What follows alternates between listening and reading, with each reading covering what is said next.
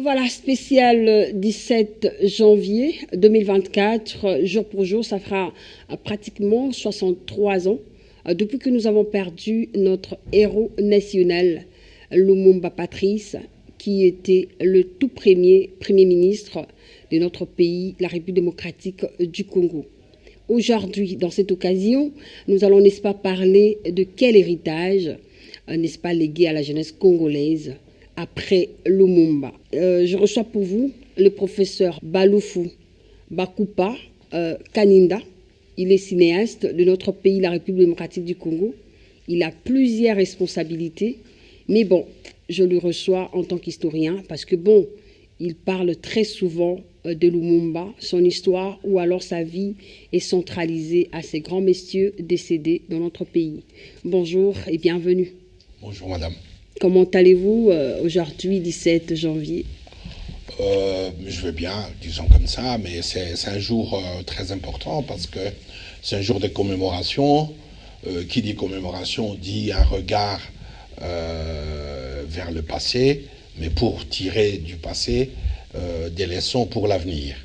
Hein, donc les 17 nous ramènent à Patrice Lumumba, qui a été assassiné, mais dans cette unicité de la mort, il ne faut pas oublier Joseph Okito et Maurice Mpolo.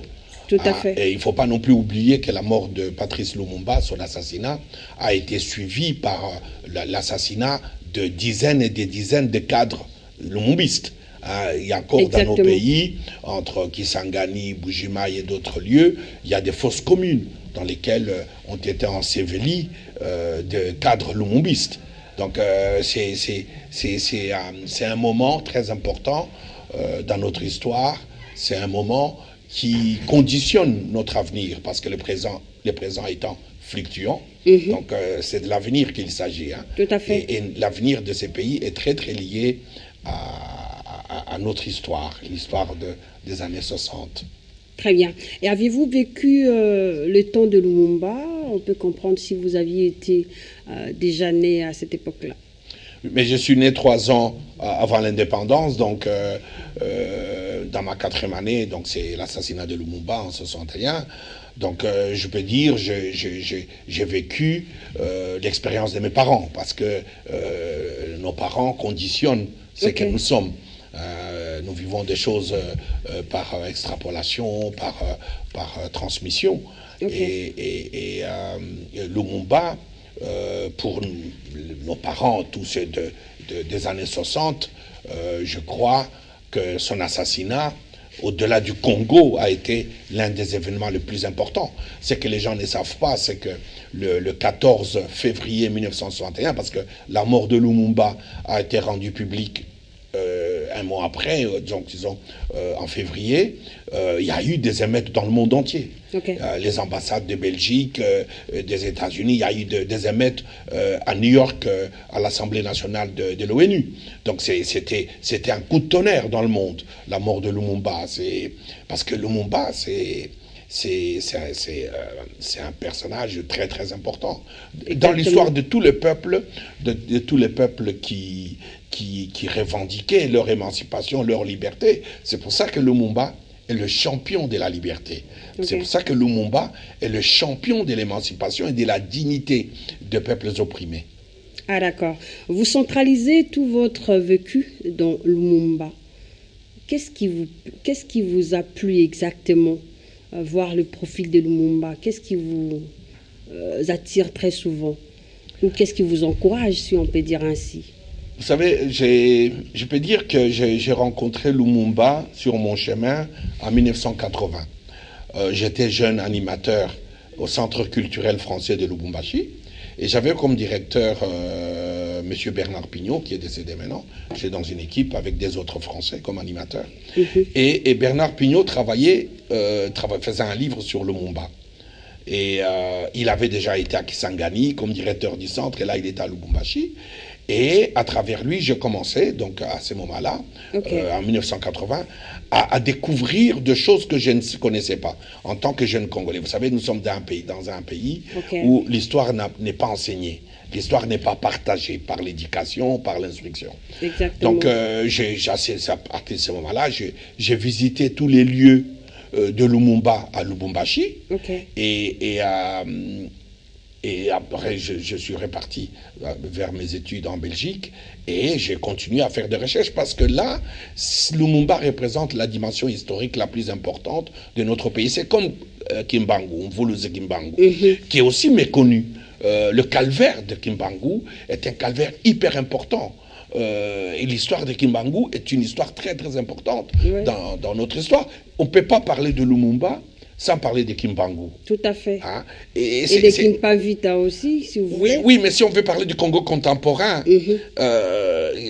Kimbangu, c'est une figure centrale, comme l'est Patrice Lumumba, et comme dans la post-colonie, il est aussi Étienne Tshisekedi. Ce sont des jalons entre le combat de la liberté et le combat de la démocratie, qui est le combat pour l'état de droit dans lequel nous sommes aujourd'hui.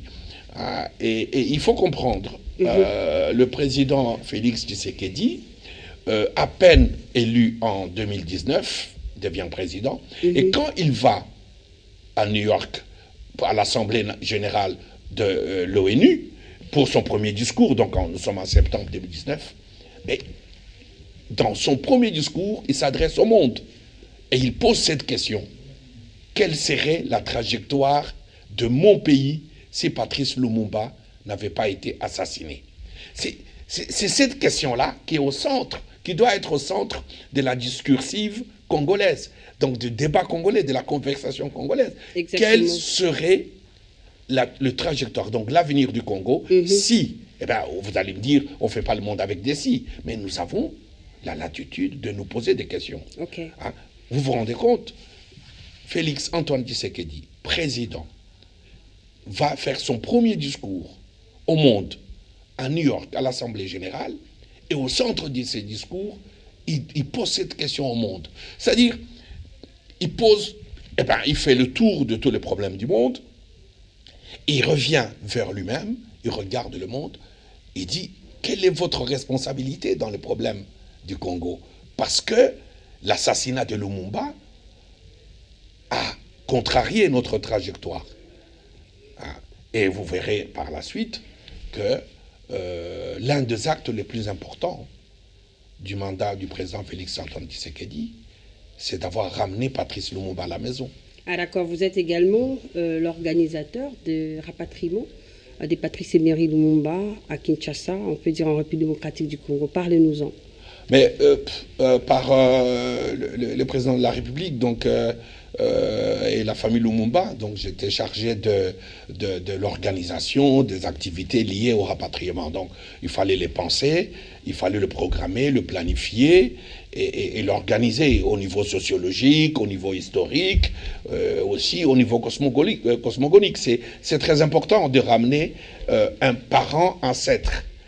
Un parent ancêtre qui est mort plus jeune que nous et qui est notre aîné, qui est notre ancêtre, et le ramener dans une dimension ontologique, spirituelle, tout ce que vous voulez. Mais c'était très important. Donc, Lumumba était en Belgique. Hein. En 2000, il y a un Belge qui dit: voilà, moi j'ai les restes de Lumumba, hein, Gérard Soult. Il dit: j'ai les restes de Lumumba. Mais ce n'est pas lui qui nous dit qu'il a les restes de Lumumba. C'est Patrice Lumumba qui nous dit: je suis en Belgique, venez me chercher. Hein? Donc, il est en captivité en Belgique. Donc, depuis 1961, il a été assassiné, dépecé, brûlé dans l'acide sulfurique. Et puis, ils ont ramené ses restes en Belgique. C'est une captivité. Hein? Donc, en 2000, il se révèle qu'il est là-bas en Belgique, dans la maison de ses bourreaux. Et donc, il va se passer de 2000, hein, depuis longtemps, tous les gouvernements qui vont se succéder n'auront pas ces soucis. Et Félix Tshisekedi arrive, mais avant, quand je reviens à New York, quand il pose cette question au monde, donc on sent tout de suite son engagement pour l'histoire et pour l'avenir du Congo. Et après, donc, la famille Lumumba avait intenté un procès à la Belgique, et puis Madame Juniela Lumumba avait écrit au roi des Belges pour dire: on aimerait bien récupérer les restes de notre père. La conjonction de tout cela a permis au président Tshisekedi de dire: ok, on va ramener notre héros national à la maison. Et il a fallu le prendre en Belgique. Attention, nous l'avons pris en Belgique, Ok. dans un des plus beaux cercueils qu'on ait pu offrir à quelqu'un, parce que Lumumba n'avait pas de tombeau. Il n'avait pas de sépulture. Ça veut dire que nous-mêmes, Congolais, par rapport à nos ancêtres, on était à l'amende. On était des Pas fautifs. d'identité, Oui. pas de référence en fait. On n'avait pas les pieds au sol. Ouais. Donc nos ancêtres se posaient des questions sur notre responsabilité, irresponsabilité. Exactement. Donc à ces moments-là, il faut qu'on doit rentrer dans les règles. Hein. Donc le président Tshisekedi ouvre cette porte. Hein. Mais Lumumba, donc, on l'a pris dans un avion de Congo Airways qui a atterri en Belgique, alors que nos compagnies aériennes sont interdites d'atterrir en Belgique, mais nous l'a obtenu qu'on partirait avec Patrice que dans un avion congolais, et l'avion porte son nom. C'est l'avion Patrice Lumumba. Donc, on l'a ramené, et la première chose qui était plus importante, et ça, le président et tout le monde y tenait, c'était de le ramener d'abord dans son village, à Onaloa.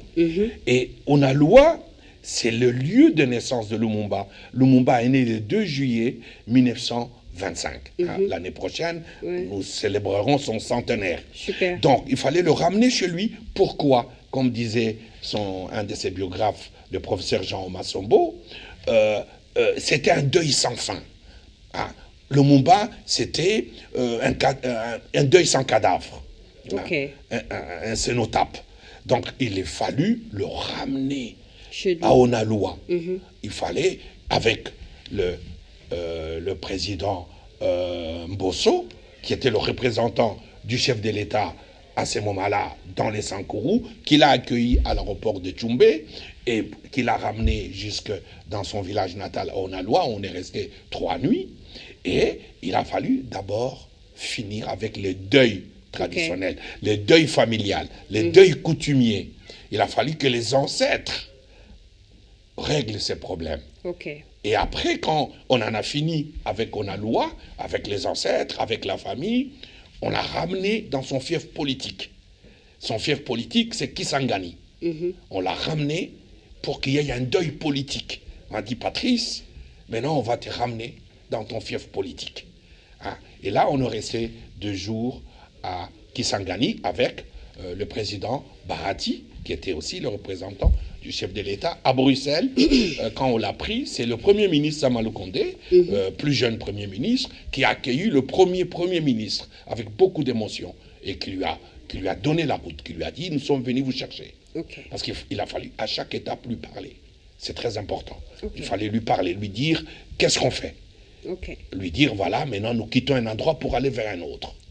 Et après, donc, Kisangani, on lui a dit, on va vous ramener, cher Premier ministre, cher grand, c'est un très grand esprit, et il fallait, non, le ramener d'abord, retrouver l'unicité de la mort avec Joseph Okito et Maurice Mpolo à Chilantembo. Donc, on a ramené à Lubumbashi, à Loano, de Loano, on est parti passer une nuit là où il a été assassiné, à Chilantembo, pour que les esprits se réconcilient. Hein? Et là, c'était encore le Premier ministre Sama Lukonde qui a été merveilleux dans cette tâche avec beaucoup de solennité.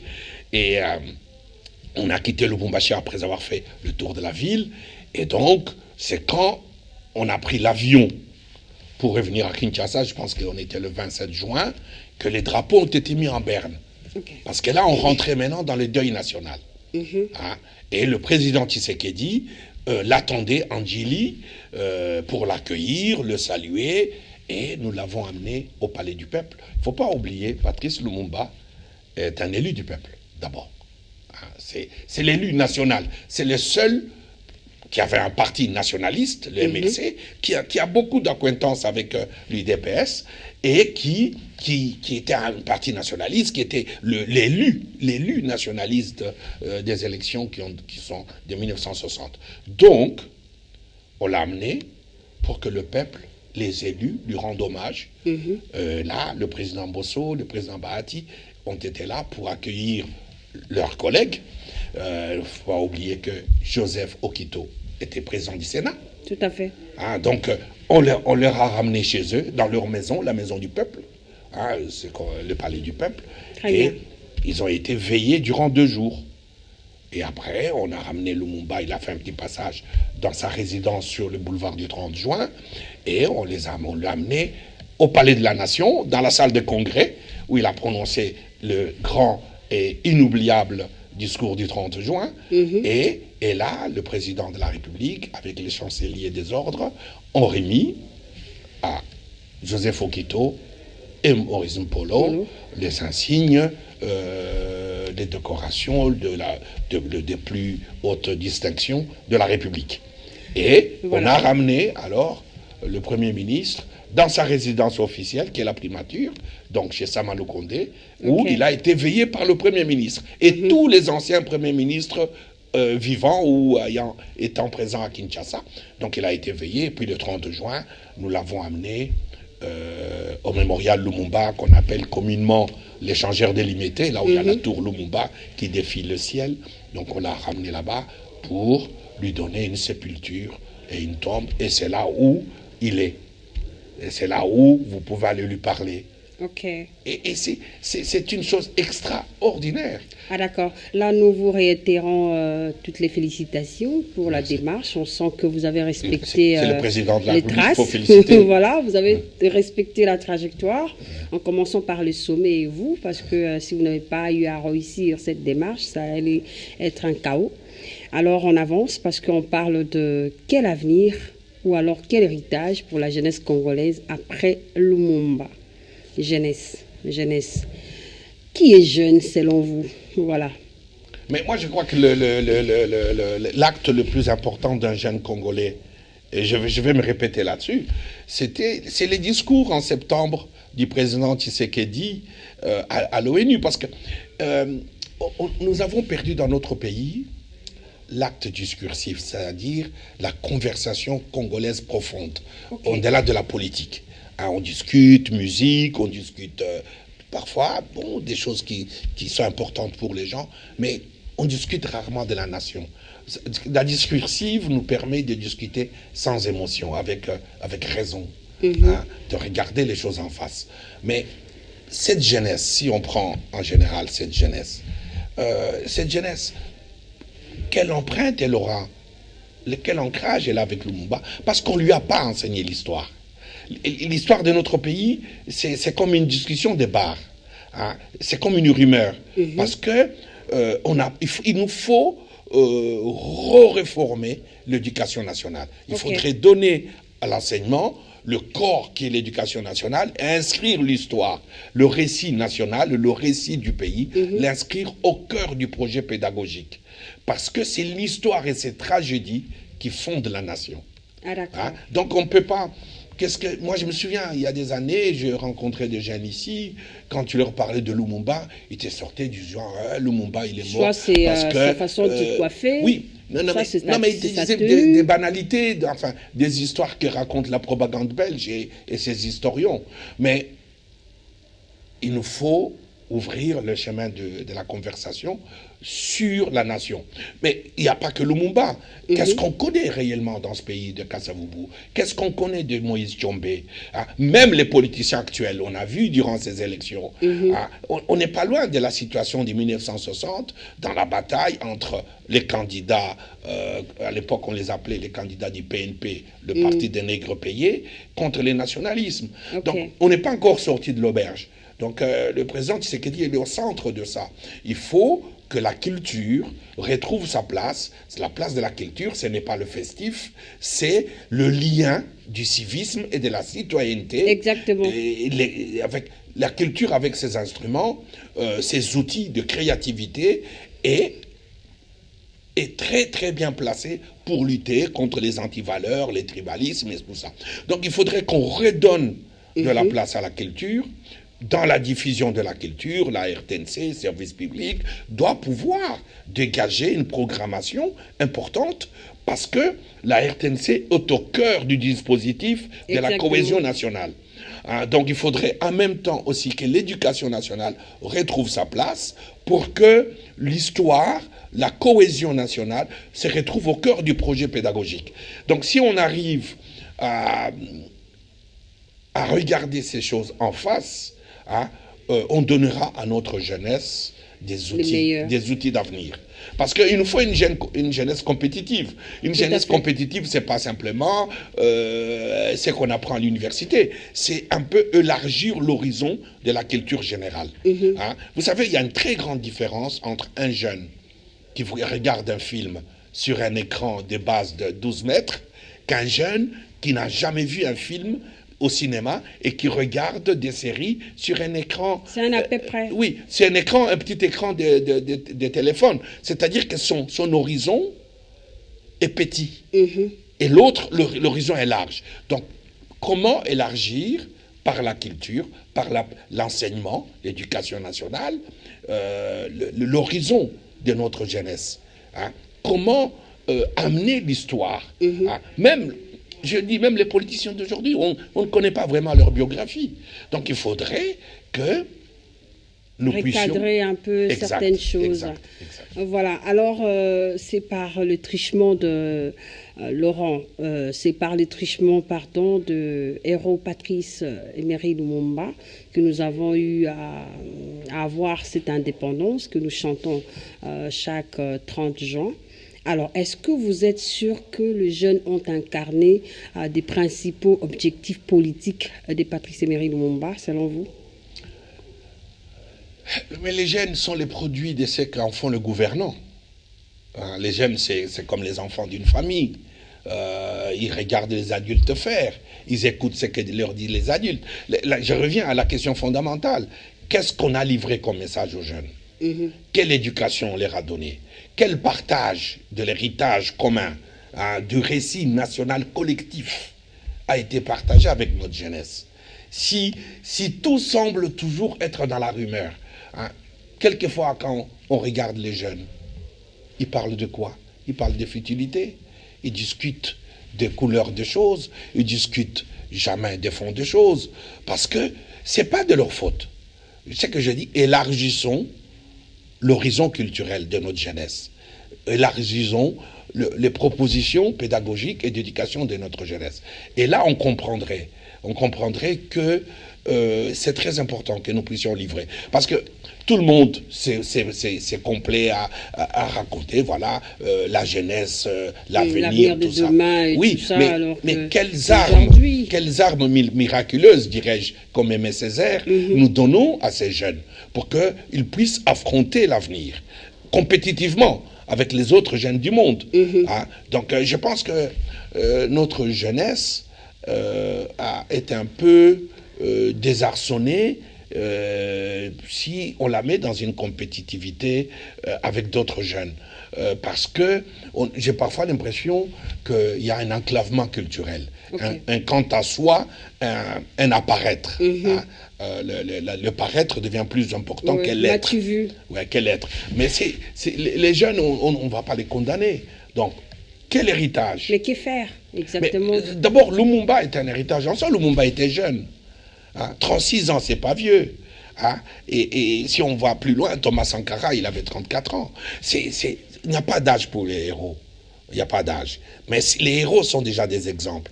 Donc il faudrait, comme je le disais tout à l'heure, ouvrir un chemin, montrer un chemin, un sentier, pour que les jeunes puissent suivre et créer la curiosité du savoir. Tiens, Lumumba, mais pourquoi on parle trop de lui? Je veux savoir qu'est-ce qu'il a fait. Vous savez, aujourd'hui, tout le monde a un téléphone portable. Ce téléphone portable, il y a dans ce téléphone toutes les connaissances du monde. Toutes les connaissances du monde. Mais il faut savoir l'utiliser, le téléphone. Parce qu'on peut même l'utiliser plus qu'au-delà du mode d'emploi de la manufacture. Hein, voilà. Mais un jeune qui a un téléphone, il peut apprendre beaucoup de choses. Il peut aussi apprendre des mauvaises choses en apprenant beaucoup de choses. Mais il faut aussi lui indiquer les schémas, hein, de trouver de l'intérêt dans ce qu'il apprend, dans ce qu'il ingurgite. Hein, lui enseigner comment utiliser cet outil pour se former, pour s'ouvrir l'esprit, pour créer le mieux vivre ensemble. Hein, et ça, c'est très important. Donc, on ne peut pas faire porter aux jeunes des responsabilités qu'on ne leur a pas partagées. Mais ils ont une responsabilité. Évidemment, ils ont une responsabilité en tant que citoyens. Bien mais sûr. La citoyenneté, ça s'apprend. Ça s'apprend. Quand est-ce qu'ils vont apprendre, ou alors quand est-ce que nous, jeunes, nous devons apprendre cette citoyenneté, alors qu'on est en train de grandir? Mais je pense que c'est aux gouvernants, d'utiliser, comme je dis tout à l'heure, les instruments et les outils de la culture. Je ne parle pas, il faut qu'on sorte de la culture festive. Je parle de la culture savante, de la culture sociale, la culture de la culture. Est-ce que notre policier a-t-il la culture du policier? Est-ce que notre médecin a-t-il la culture du... Enfin, etc., etc. Donc, c'est très important que nous donnons à notre jeunesse les exemples du passé. Il faut qu'il y ait des repères. On dit Kimbangu, c'est un repère. Lumumba et tous ceux qui ont lutté pour l'indépendance, pour notre liberté, ce sont des repères. Il faut aussi comprendre aux jeunes qu'est-ce que c'est la liberté, qu'est-ce que c'est la dignité, l'intégrité. Qu'est-ce que c'est tout cela? Pourquoi faut-il combattre les antivaleurs? Pourquoi faut-il combattre la corruption? C'est des instruments de la culture. Il n'y a que la culture qui peut y arriver. Et puis, il faut leur dire, ça a été quoi les combats pour la démocratie? Etienne Tshisekedi, c'était quoi les combats? C'est quoi l'état de droit? Mais tout ça, c'est en créant une conversation congolaise sans émotion. Ce n'est pas une conversation d'après un match de football, ce n'est pas une conversation de comparaison de deux musiciens, c'est une comparaison discursive, donc qui apporte de la valeur et de la raison. Très intéressant. Fidèles téléspectateurs, nous sommes dans le spécial 17 janvier 2024, 63 ans déjà, depuis que nous avons perdu notre héros, j'allais dire Laurent Désiré Kabila. Je parle ici de héros Lumumba. Voilà. Eh bien, nous allons, n'est-ce pas, parler de votre n'est-ce pas, votre savoir, votre implication dans la chose de Lumumba. Vous êtes en train d'écrire, ou alors de faire, ou alors de réaliser un film de Lumumba. Vous en avez fait autant, mais ça c'est le quantième film. Et parlez-nous-en. La figure de Lumumba, elle est très importante dans mon travail. J'ai écrit sur Lumumba dans un très grand texte, dans un livre qui s'appelle Lumumba dans les arts. Lumumba in the Arts, ou bien Lumumba dans l'imaginaire. C'est très important. Et c'est un livre qui regroupe, c'est un livre assez épais, édité par l'université de Leuven, en Belgique, et qui a été dirigé par Mathias, qui est un professeur d'université. Et c'est un livre qui regroupe toute l'iconographie sur Patrice Lumumba. La peinture, Lumumba dans le théâtre, Lumumba dans la poésie, à travers le monde. Parce que Lumumba est une icône mondiale. Est une icône mondiale. Et donc, Lumumba dans le cinéma, il y a beaucoup de films sur Lumumba, surtout dans les pays de l'Est. Et j'ai fait un autre film qui s'appelle Nous aussi avons marché sur la Lune, la possibilité de réaliser son propre rêve. Comme disait toujours Aimé Césaire, nous pouvons par notre volonté seule cueillir les étoiles du ciel. Dans le cahier du retour au pays natal, qui répondait à un autre poète, l'un des plus grands poètes congolais, ignoré souvent, Matala Mukadi Chakatumba, mort dans l'anonymat à Kinshasa, mais qui a publié en 1969 chez Segers à Paris l'un des plus beaux recueils de poèmes de tous les temps, Réveil dans un nid de flammes, et qui, dans un poème, d'ailleurs dédié à Lumumba, qui s'appelle Manzambi, dit « Si je trahis cette terre, terre congolaise, terre africaine, que la foudre et le feu pulvérisent mes os. » C'est l'un des plus beaux serments qu'un homme ait porté à son sol natal. Ça, c'est Matala Mukadi Chakatumba. Et dans ces films, d'ailleurs, dans lesquels joue Jean Goubald, et qui est enseignant des littératures, donc qui apprend la poésie aux jeunes, Lumumba est très présent.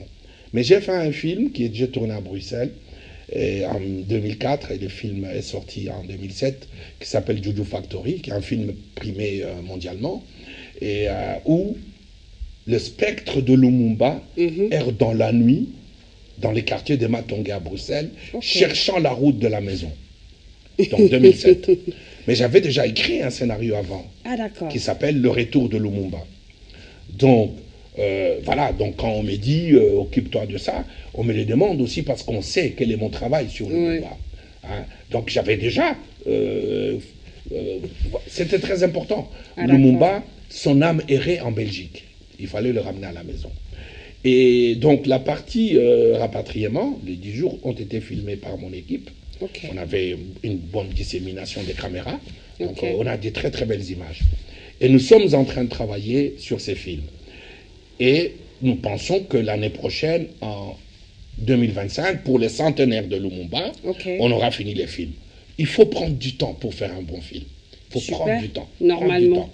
Parce qu'il y a énormément d'archives sur Lumumba à travers le monde qui, depuis que le monde a basculé dans le numérique, commencent à sortir. Hein? On commence à voir beaucoup d'images de Lumumba. Lumumba a été énormément interviewé.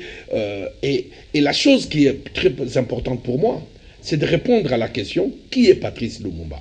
Mais je ne veux pas y répondre. C'est Lumumba lui-même qui va y répondre. Ah d'accord. Parce que, au travers de vos recherches. Oui, parce qu'il a eu beaucoup d'interviews. On lui a posé des questions sur sa famille, sur sa religion, sur le monde. Et on sait à peu près quelle est la pensée de Lumumba. Et j'aimerais que dans ces films, à travers les archives, que ce soit Lumumba lui-même qui s'exprime. Et en même temps, c'est aussi un regard sur l'époque. C'est un regard, pas simplement sur 1960, Lumumba est né en 1925, c'est aussi un regard sur le Congo colonial. Hein, mais c'est aussi un regard sur l'avenir.